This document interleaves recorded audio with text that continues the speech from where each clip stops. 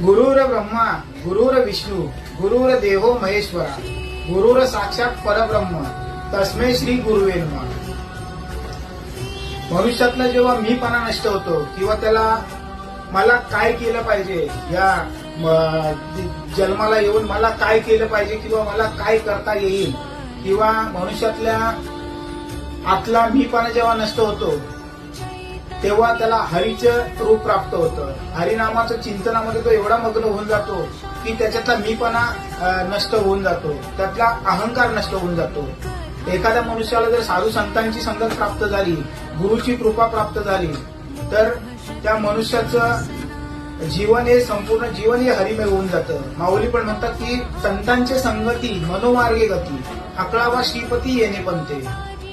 तुकाराम महाराजांनी पण आपल्याला सुंदर अभंगामधून सांगितलंय. तुकाराम महाराज म्हणतात की सावध झालो आलो हरीच्या चरणा, जेथे वैष्णवांचा भार जय जयकार गरजत असे, पळवनिया गेली झोप होते पाप आडते, तुका मने तया ठाया ओल छाया कृपेची. रामकृष्ण हरी.